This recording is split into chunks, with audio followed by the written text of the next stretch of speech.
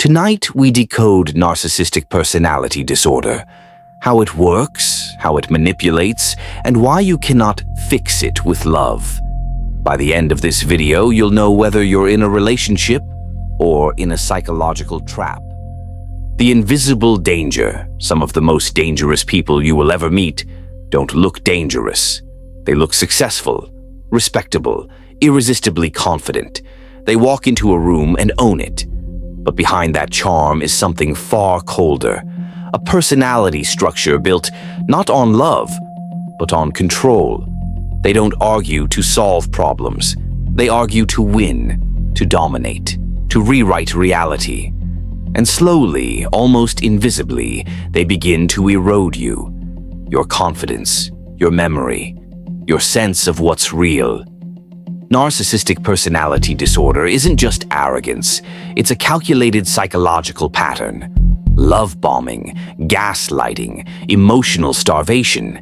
And here's the part nobody warns you about. They don't feel guilt the way you do. So, while you're losing sleep trying to fix the relationship, they are studying your weaknesses, mapping your triggers, your fears, your need for validation. And by the time you realize what you're dealing with, you're already emotionally entangled. Tonight, we expose the truth they hope you never learn. The perfect illusion. At the beginning, it doesn't feel toxic. It feels perfect. They mirror you, your dreams, your humor, your trauma, your ambitions.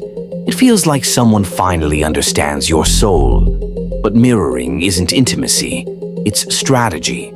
When someone reflects you perfectly, you attach quickly. They move fast, too fast. Future plans are discussed within weeks. You feel chosen, special, irreplaceable. But intensity is not love. Intensity is emotional leverage. Because the faster attachment forms, the harder it becomes to leave.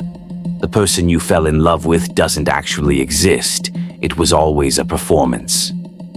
The subtle shift, then comes the shift. It starts subtly.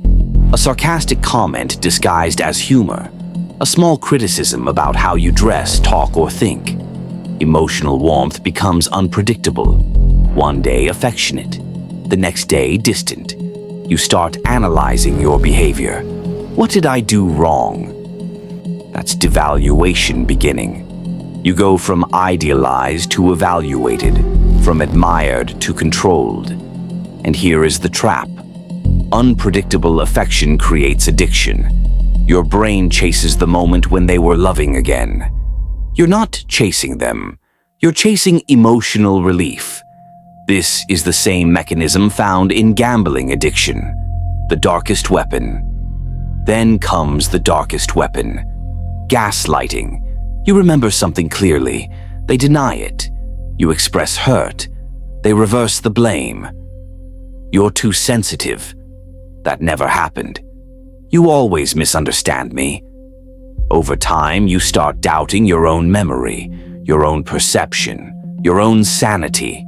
And when you cannot trust yourself, you depend on them to define reality. That is psychological domination, not loud domination, quiet domination, the kind that dismantles identity slowly. The narcissistic core. Narcissistic personality disorder is not just ego. Underneath the superiority is a fragile core built on shame and fear of being ordinary. So, they build a false self, powerful, perfect, above criticism, and anyone who challenges that false self becomes a threat. That is why boundaries trigger rage, because boundaries mean loss of control. When you set a boundary, you're saying, you are not as special as you believe you are. And that threatens their entire psychological architecture. The cycle: idealization, devaluation, discard. You are perfect, then flawed, then replaceable. They move on emotionally very fast, not because they healed, but because attachment for them is transactional. What do you provide? Validation, attention, status. When supply decreases, they search for another source. You're not in a relationship with a person. You're in a relationship with a function. You are not weak.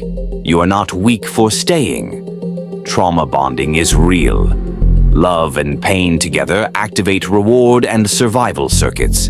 The truth: you cannot love someone out of a personality disorder. You cannot fix what they refuse to acknowledge. You cannot heal in the same environment that is hurting you. Awareness is the first step. Detachment is the second. Once you recognize the pattern, you cannot unsee it. Once you stop chasing their validation, their control disappears. The question: if someone constantly makes you doubt your memory, your emotions, your reality, is that love or is it conditioning? And if they walked away tomorrow, would you feel peace or panic? Comment one word: peace or panic. Your answer reveals everything.